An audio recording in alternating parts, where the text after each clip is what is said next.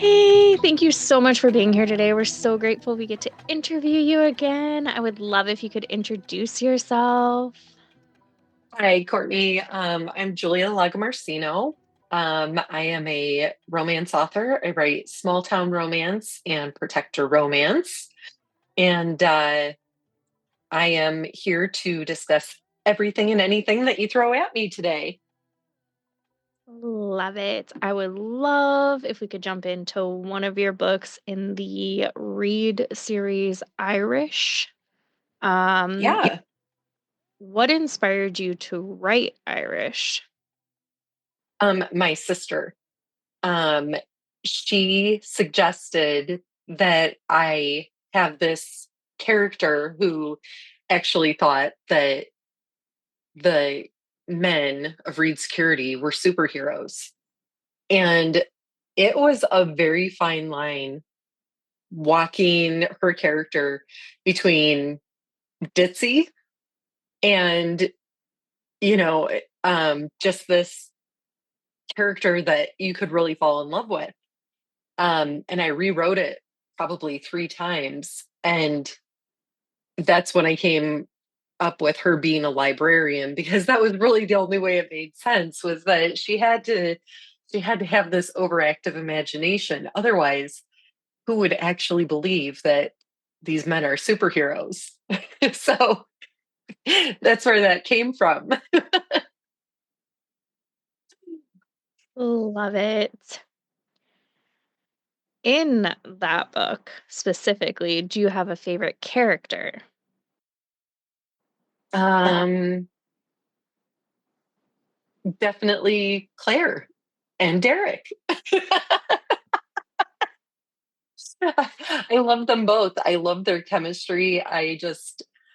Gosh, it's been so long since I've read it. I love to go back and reread my books, um, just because I repeat my characters throughout other series and everything, and you got to remember what they've done in the past. But it's been a while for them. But yeah, I do love their willingness to be playful and just kind of silly, but also, how Derek can flip and suddenly be the hot protector.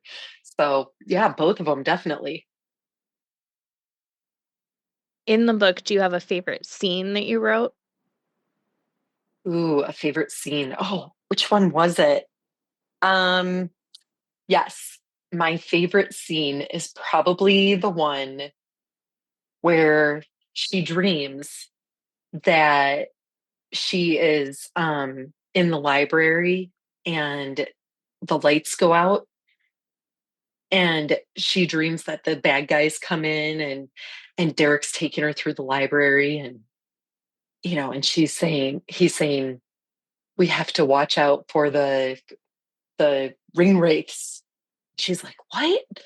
The ring wraiths? And then he's saying something about horcruxes and and it's all these books coming in and I can't even remember how it goes anymore. But it's pulling in all these different books and then later the actual dream is happening and she's like remembering this dream and she's going no, this isn't the way it's supposed to be happening. It's supposed to be this, and then she gets all upset because Derek was supposed to pull her into his arms and kiss her madly and he doesn't do that and she's like, oh, Derek was so much better you know so I really like Love, that. love it. I have to say, because I reread and I was like, your supermarket scene when they meet.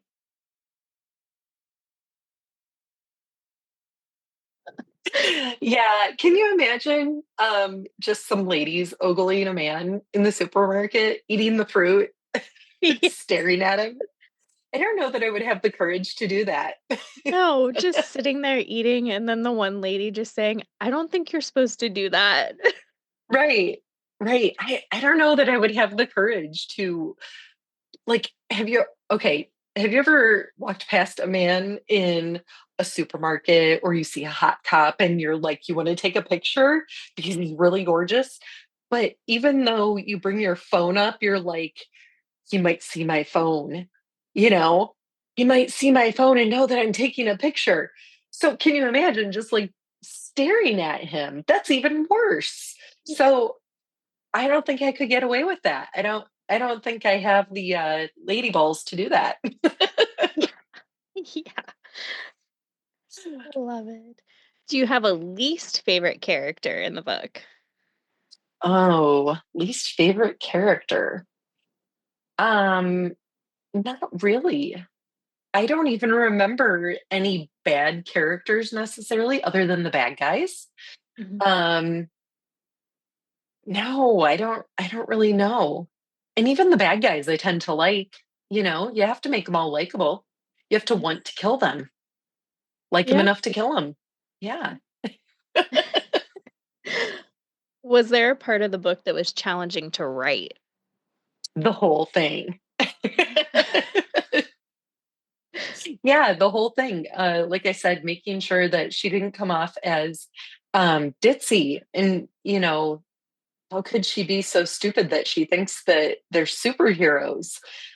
So it had to appear that she's like got this internal battle going on of no, they're not really superheroes. You're letting your imagination get away with you. Um, yeah, that was a really hard one, definitely. And I had another one like that in Wolf. I don't know if you ever read Wolf. Um, that one was a female stalker. And, for some reason, when you have a male stalker, it's so hot. And when you have a female stalker, it just reeks of desperation. And so that one was really hard because I didn't want her to come off as the clingy girl. And so I had to have like this background story worked out so that she was not the clingy character. And that one was really hard too. So, yeah, it's always the women. The women always come out looking bad, and the man can do no wrong. Yeah. So when you're going through the series and you finish a book, how do you pick which character will be in the next book of the series? um, if I said I pointed at a dartboard and just threw a dart, would you believe me? I love it. No. Sometimes I have it all worked out. Sometimes when I'm writing the book, I'll be like, oh, I have this idea for the next book. Oh, and you know who would be really great as that character? Sometimes it comes that way. Um, Sometimes it's just a necessary storyline that has to happen. Like when I'm writing OPS, there's this background story that's going on. Um, so there are certain things that have to play out at a certain time. Um, Sometimes the characters take over and do what they want. And books that I wasn't planning to put in suddenly have to be moved forward because the characters throw a hissy fit and they're like, no, this is not the order we told you we wanted it to go. Um, so that's kind of how it goes. And yeah, like I had one book that I really wanted to write. I have this great storyline. And unfortunately, it's just not going to fit in the OPS series. So it's going to have to go in another series. But that one was really planned for this one. And now I'm like waiting on pins and needles now to get to the next series so I can write this other book, which is just kind of crazy. Yeah. I know you had said that there was no more fox gonna be around, but then you had come out and said there might be more in the series. Are you still saying that he's not gonna be around anymore, or No more Fox. You had said that because he's in the Reed series, right? No, no, Fox is an OPS. Oh, he is in OPS. Yeah, So Fox he is OPS. That's right. I'm getting my series mixed up. It's been a it's been a It's day, okay. actually. Sorry. So you had said that the series was closing out, right? Yeah, after March, there are 5 more books coming out. and that will Mhm. close out the series. Okay. And then that So, and that, you know, fingers crossed, the characters will not, be up in arms and throw out another series. I have no idea, but that's what I'm hoping. Um, when I got to the end of Read Security, I was ready for it to be over. You just get a feeling that you're like, it's time. And this series is longer, and I don't feel that way. And um, I could go on and on with this series. I just love it. But it's going to end up being 32 books long, and that's a long series to hook readers for. Um, when they see the size of that series, they go, "Whoa! I don't know that I want to, you know, get involved in 32 books. That's a lot." So, yeah, it's you have to break it up. So, if I do another series, it'll have to be something else. But what I think readers would love is a Fox and Night series, yeah. but it would be a bromance series, not an MM series, and not really a romance, like the I adventures of Fox and Night or something like that. I mean, it would be a great series though. It would. I think the readers would love it. Um, and of course, I'd have other characters involved, but um, yeah, they're just so magical together. It's wonderful. And you would always find a way to sprinkle the romance in. Exactly. Yeah, I mean, let's face it, Knight can never be away from Kate for too long. And he is just, oh my God, Knight is just so hot. And I just can't get enough of him and Kate. Oh man. Yeah. Every scene that I write with Knight, and then Kate comes in the picture, I just always feel the sexual tension between them, or the chemistry. Tension is not the word. I feel the chemistry between them, and I just always want to write a sex scene for them because I just feel like he's always about to grab her and maul her for some reason, like he just can't stay away. Um, Oddly enough, I don't get that feeling with Fox as much. With him, it's like he just wants to sing show tunes and eat Funyuns and kill people. Yeah. He's just chaos. It is. It is. It's chaos. Love it. How would you describe your writing style and how do you think it's evolved over time? Ooh, how would I describe my writing style? I I write whatever's in my head. I don't have a professional writing style, I would say, as in um I wasn't taught professionally.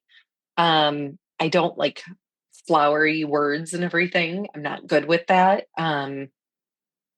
When I throw in flowery words, it's usually because my characters are making fun of something.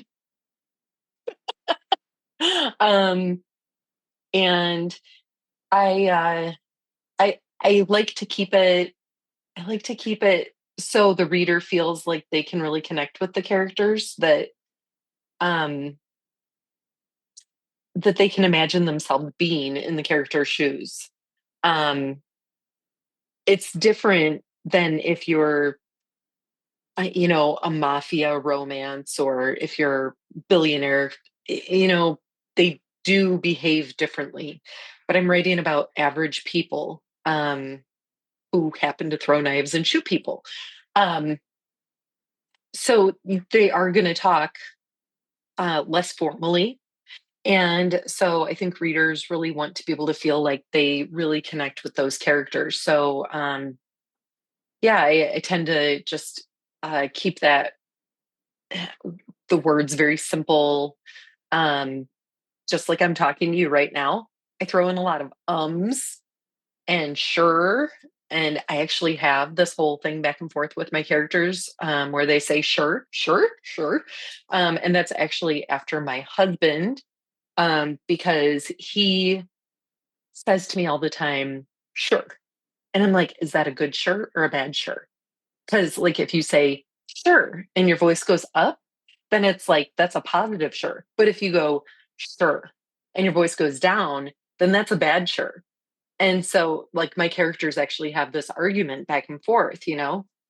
Um, and that's way off topic, but that's that's the kind of stuff my characters argue about, you know? It's just everyday stuff that you would argue about with your spouse or your friends or anything like that. And I found that over time, I tried to be less like other authors and just found my voice because in the beginning, I did think that I needed to write a certain way. So, as much as I did write like myself, I also thought, oh, I need to make sure I write for, I don't know, I had to try and do it a certain way.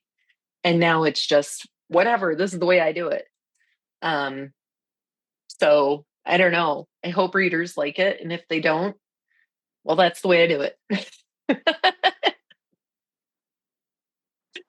Love it. That can segue into how do you handle criticism or negative reviews of your books, and has it changed over the years you've been writing? Oh, yeah, definitely. When I first started getting negative reviews as a new author, you don't know how to handle it. You think you do. You're like, oh, yeah, thick skin. Um, and you think you have a thick skin, but every review is like a dagger to your heart. And you're like, wanting to weep over it and you're wanting to you get really angry and you know you point out all the flaws in the readers reviews and you know you defend yourself and you just get really angry all the time and then you get to the phase where you're like okay yeah and then you're like I really want to learn from these reviews, you know, that's what you tell yourself. I look at the reviews to learn from them. These are it's like stages of alcoholism or something, I think. Um, that's what I told myself. Like I learn from these reviews. And sometimes you can.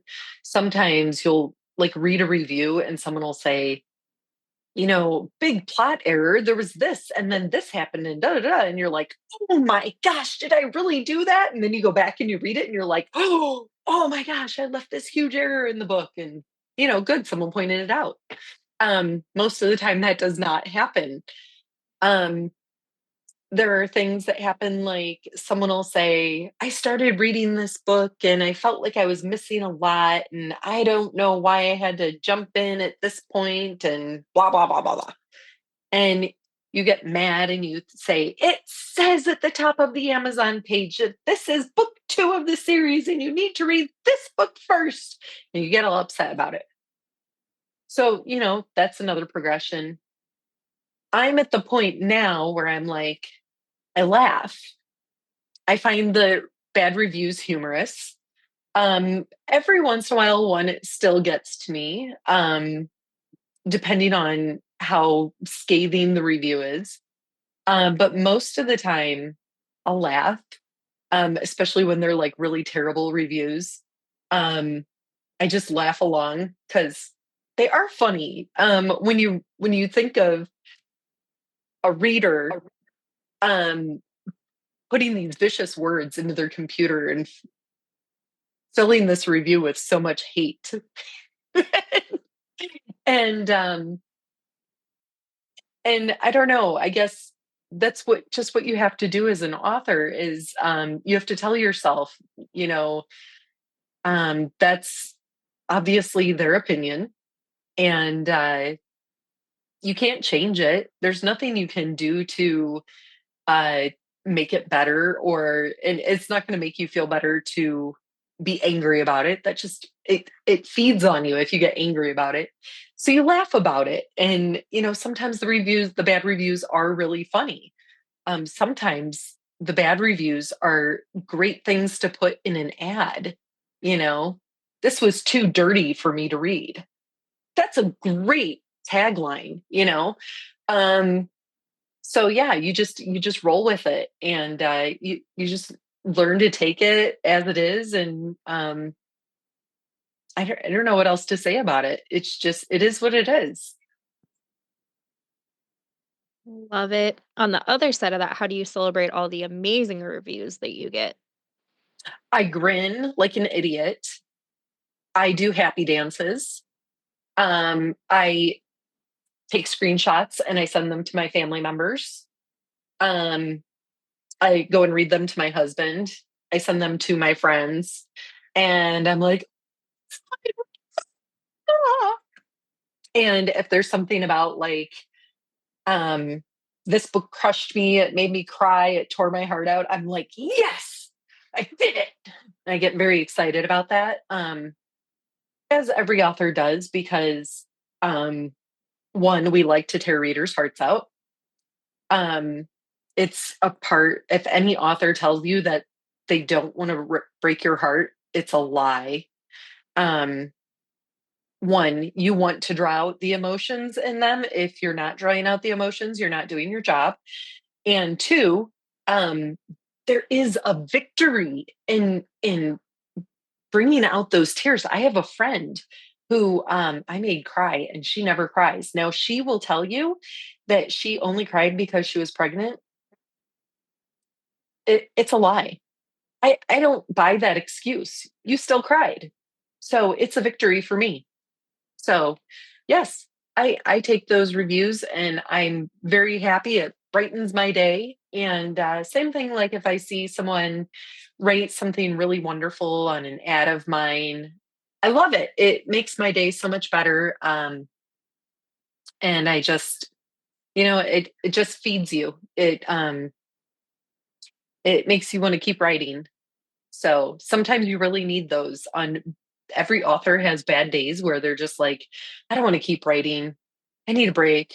I'm reaching burnout. I want to stop. But I have 20 more books to write in this series and everybody wants them. And and then you get this great glowing review and you're like, all right, get to work. And you do. So you use it. Love that. How do you celebrate your book launches? I don't. Mm. Should. I'm always working on the book that's two books ahead. Um, and so when the book releases, I'm too busy working on the next book. However, we do in my group, Crazy Book Lady group, um, we have a trivia event the day before the release. So Sundays, because I always release on a Monday. And so the day before, my PA, Catherine Evans, she puts together these amazing trivia events. And it has something to do with the book. And they're just goofy. You don't need the right answers. You just put in whatever. And I usually try and go in. I didn't get to participate in the last one because I had no power. So that was actually this past Sunday. Um, so I had no power and I couldn't participate. But I usually go in and I put in the most absurd things. And so it'll be like, how many times did blah, blah, blah, blah. And I'm like, 525,600 times because it's a show tune reference, 525,600 minutes. And so I go in and I reference things that Fox would like, you know, um, or I'll maybe put hints in from an upcoming book that, maybe or maybe not the readers will catch. Um, and I just like to throw in those little things. I like to put in a lot of Dwayne Johnson memes because everyone knows that I love Dwayne Johnson. Um, so I like to put those in, and we just have fun. It's just a great way to celebrate the book launch and have a good time. And it's an all day event, and you come and go as you please. That's about the most that I do. Um, I don't really go out and celebrate too much. I did, however, once go out and celebrate when I lost two books. I was about to go to a signing last year in April, and it was like 2 days before we were leaving. And I had somehow messed up my Dropbox, and I was trying to get it all fixed and trying to download Dropbox again.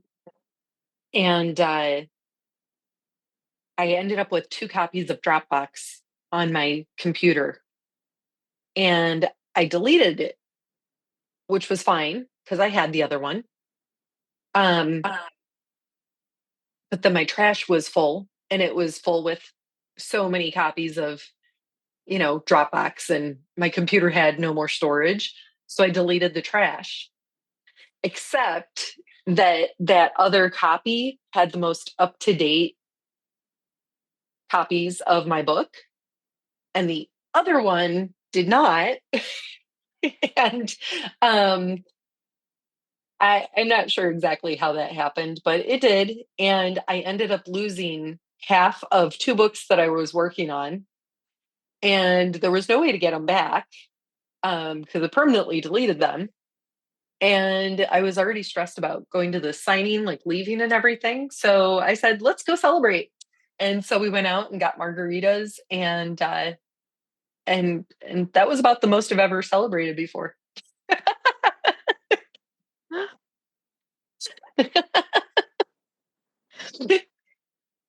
Yeah.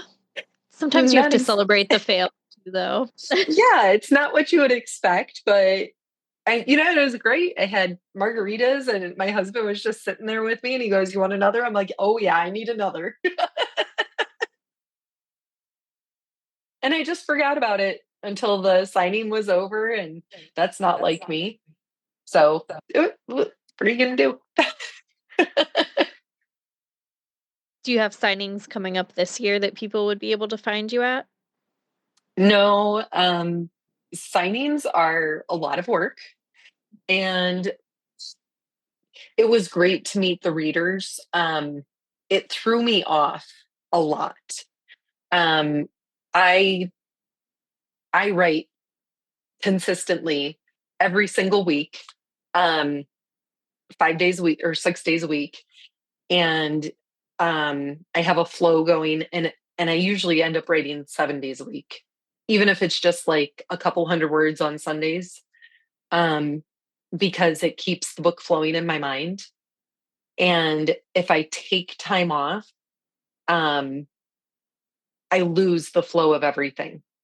And going to the signing, it was 3 days off plus the drive. I had I had just lost two books, so I didn't worry about the books I was working on. But when I came back from the signing, I was just so off. It was like the letdown of a big trip you've been on, or you're just trying to find your rhythm again. And so I started over on my one book. The other book I put aside. Um, and I got back to work on it, and there was no problem working, but I didn't really feel like I was myself again for a good 2 months. And that's when I started to really the words started flowing perfectly for me. Um, I shouldn't say perfectly, but as perfectly as you can get. And it just taught me that I'm just not a person who can take that time off. It's different if I'm already on vacation. Um, but even when I came back from my Christmas vacation, it took me a good month to get back into writing again. Um, so taking time off for a signing would be a bad thing for me. So I'm not at this time going to sign up for any, unless I decide to take a good chunk of time off. Makes sense. You have your Yeah. flow, your schedule, your systems. Yeah. Love it. So you have your three main series, right? Five, Five. five. So I have three small town romance series.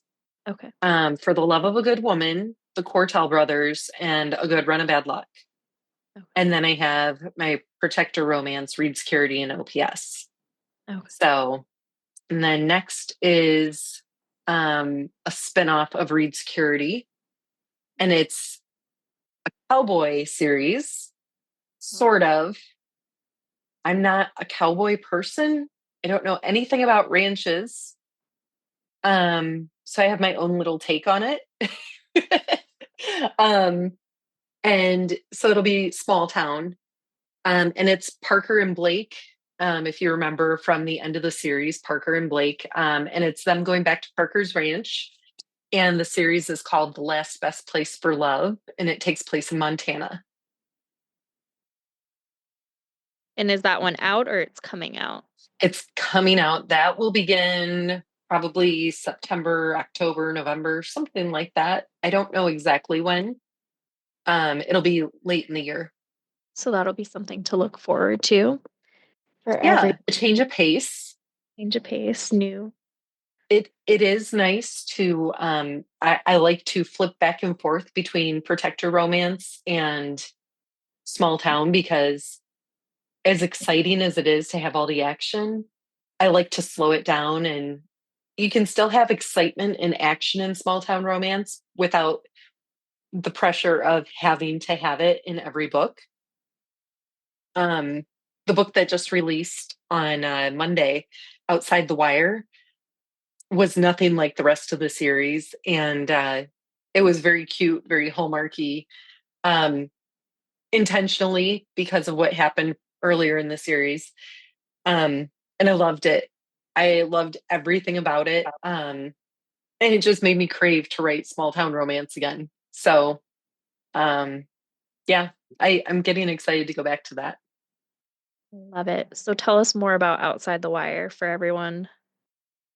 Outside the Wire is um, Asher's second book. So Asher's first book was Secret Squirrel, and that was when he was undercover in the syndicate. And I won't give anything away in case readers haven't gotten to that one. But there's some events that happen, and Asher ends up leaving OPS. And so this is him outside of OPS, and he meets this woman who is just an average woman, and she's very cheery, and her name's Holly Lane, and her parents are um, Nick and oh gosh, I can't remember her mother's name. See, this is what happens to me. I have so many characters, I can't remember these names. Her mom has some Christmas name too. I can't remember. Um, but they're all Christmassy kind of names, and they love Christmas. But she hates the fact that she's named for Christmas, and her best friend is also named for Christmas. Her name is Noelle, and she runs Holly runs this little shop. It's called Holly Lane Boutique, and it's a like a furniture boutique store, home boutique, accents, all that. And so they meet, and it's this really cute meet cute type thing, and um, absolutely adorable. And it's just filled with all these kind of sweet Hallmark moments, not ones that make you want to gag, but they're just you truly fall in love with the characters, and just totally heartwarming, hilarious, and there is some action in it, and some things from the past are brought up, and there's some sadness and angst and all that, but overall very funny. So closes a lot of stories off. So Love it. Does Fox make an appearance? I know a lot of people ask. um does Fox make an appearance? You know, I don't think does Fox make an appearance? I don't think Fox made an appearance. I could be wrong on that.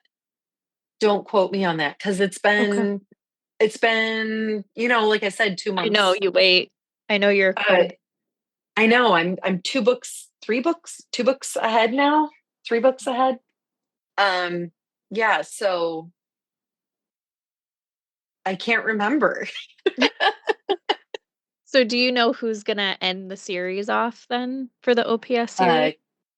Cash will end the series. Okay. Um, as everyone knows, Cash has kind of lost his mind and made some very rough choices. So we have 5 books left. So that's Tactically Acquired, and that's Slider's book. And then we have Five Fingers of Death, and that's Jason.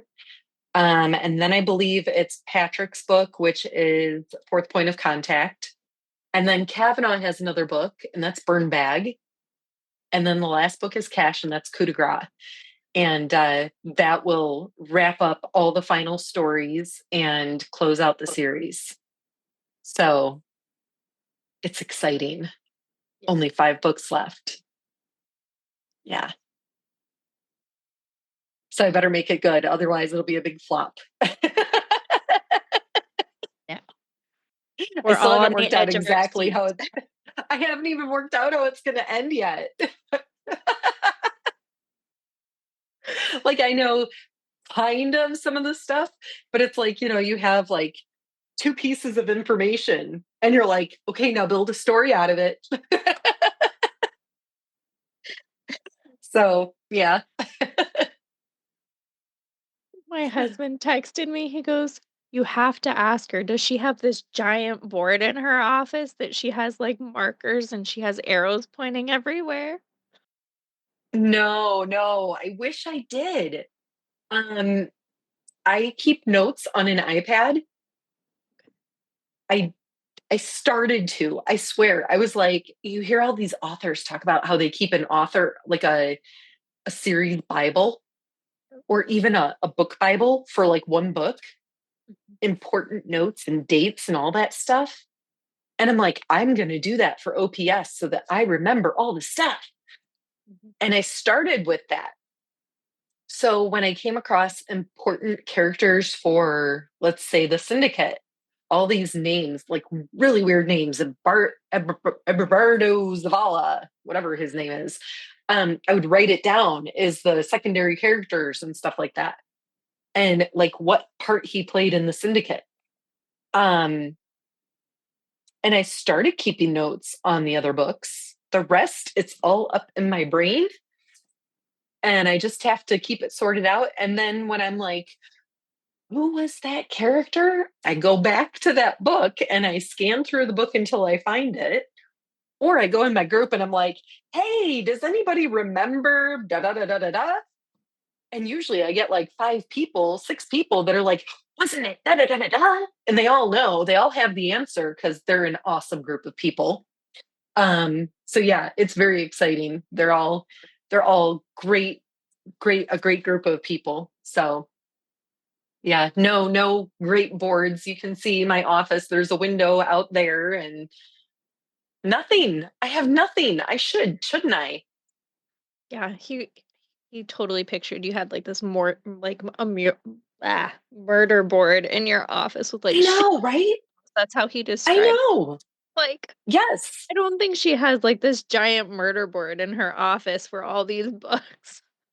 It would have made sense to do that. It would have. Um, and there was some book out there that I wrote where somebody had a murder board. I don't remember which one it was. Out of the 70 some books that I've written, there was one book where someone had a murder board. I know. I can't remember either. I remember reading it, but I can't remember which book. But um, yes, and your group is amazing. I've been in your group since the last time we talked, and you do have lots of fun things, and everyone always is chatting, and they're always so nice if people have questions. So it's definitely a fun place to hang out and find stuff, trivia Yeah, they are great. stuff. I Come, couldn't do it without Catherine. Catherine runs it. When I first started my group, I was this new author. I had I think I was doing For the Love of a Good Woman, and I started my group because everyone says, "Oh, you have to have a reader group."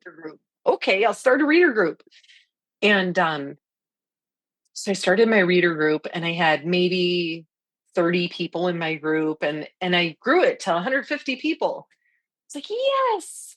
The problem was I was not very active in it because it's hard to be active.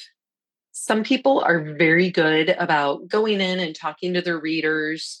Um, some people go on social media a lot. I am not that person. Um, I find it hard to have something useful to say every day. Um, I talk a lot. You can tell I talk a lot, but I don't feel like any of it is really useful. And I'll come up with these thoughts like, oh, I should go in every day and be like, quote of the day. And so for like 5 days straight, I'll go into my group and be like, quote of the day. And then all of a sudden it'll just drop off and I won't do it anymore because I suddenly forgot to do it and it never appears again. So at, back in, I don't know, 2020 or 2019, I can't remember when Catherine took over and I was like, please, Catherine, save me, run my group. And, she kind of asked what I wanted. And oh my gosh, she's amazing. She just makes it so fun and keeps it going. And she's my godsend. And she just keeps everything going for me. And every once in a while, I'm like, oh God, I hope she never leaves me. There, she went on vacation earlier this year. And I was like, oh, I need to like check things. Like, oh, I need to check arcs. How do I do that again?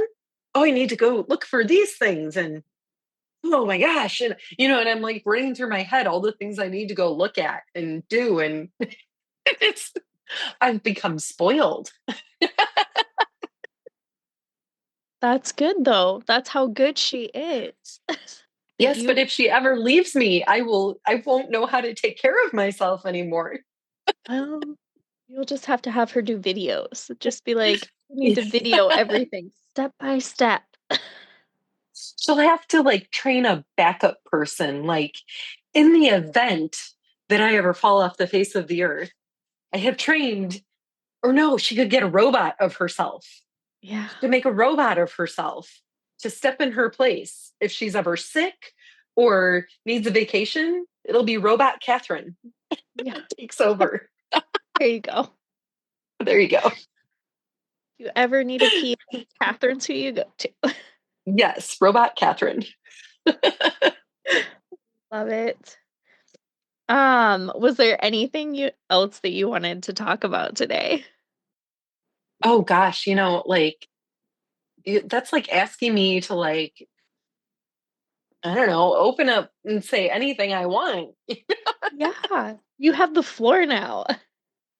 Oh gosh. About myself or just in general? Oh man, Whatever. that's hard. So I've recently in the past year developed an obsession with reading paperbacks again.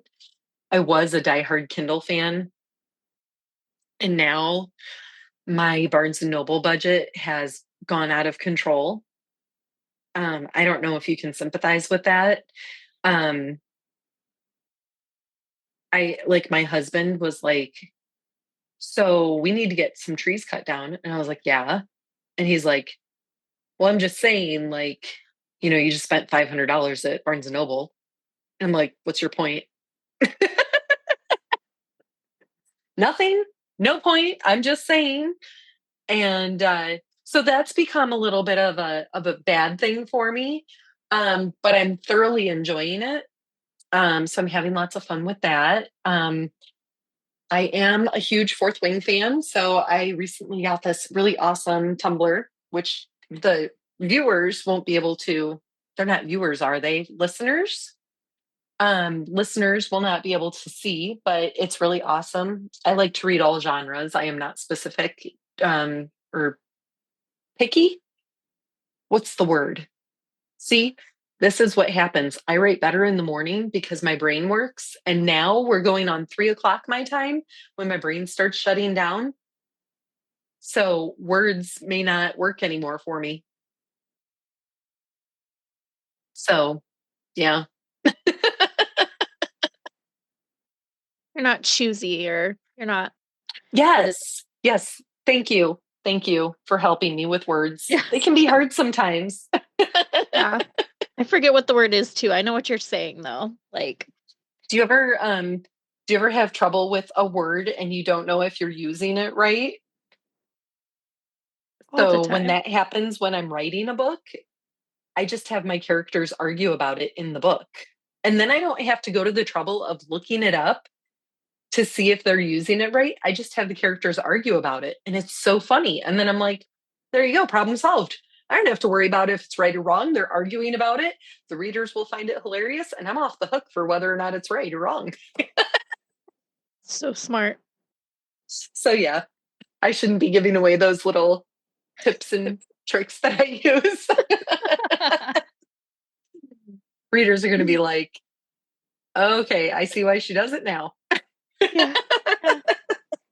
She's gonna be like, oh, that's where the banter comes from. It totally makes sense now. Anyway, yeah, that's me in a nutshell. Love it. The most important question though, where's the Yes, best ma'am. for everyone to find you, connect with you, get signed copies if you have them available? Um, Best way to connect with me is through my group. So that's through my Giulia Lagomarsino's Crazy Book Lady group. I know it's a mouthful. It was just Crazy Book Lady group, but then someone told me no one can find you because it just says Crazy Book Lady group. So I tacked on Giulia Lagomarsino's because that's not a mouthful. And so that's probably the best way because I'm in there quite a bit, checking and, talking with people. I make a point to try and go in and interact with people. Um, so as for signed copies, wow. Yeah, I have a huge stack over there um, of copies that I need to put up that people could actually buy from me. But that requires me to like put up a website. Well, I have a website, but it requires me to do some kind of like finagling with my website that I don't know how to do. And it's like my brain can only do so much. So I just haven't done it. So basically, if you want signed copies, you just contact me and be like, hey, I want to buy signed copies. And I'll go, okay, tell me which ones, and I'll send them to you and you can pay me. So yeah. Love it.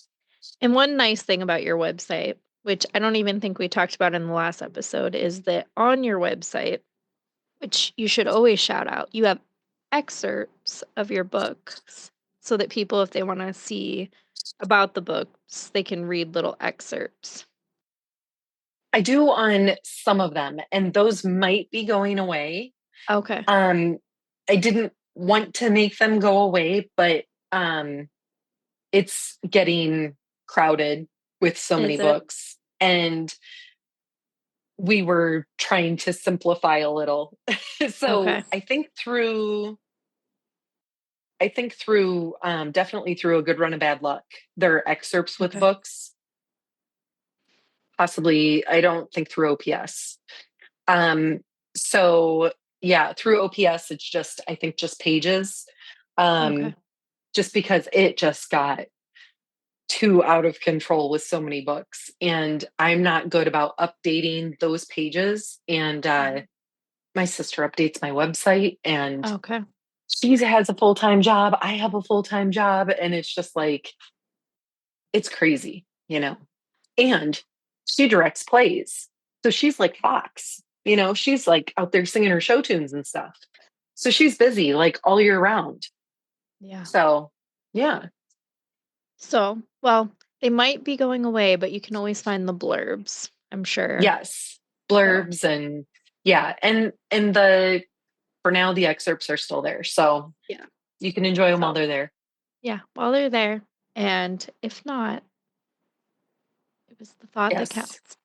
I'm sorry. I'm sorry. No, I just thought it was cool. I had never seen that before on a website, so I figured I'd shout that out.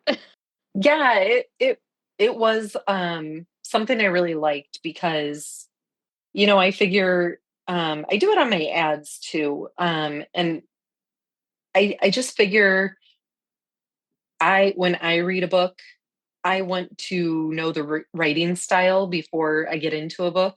That's how I know whether or not I'll like it. Yeah. And so that's the only reason I did it. I want to give people a chance to say yes or no before they click yes, buy, or borrow or whatever. Um, if I'm not your jam, you can fly on by, and if it catches your attention, you can, head on over to Amazon and get it. So it's a lot easier than, picking up a book and finding out that you really didn't want it to begin with. Love it. Well, thank you so much for being here today. You're very welcome. Thank you for having me again. It was so much fun. So grateful I got to interview you. I'll be sure to drop those links in and I'll make sure to put the Facebook as well. That way everyone can find you.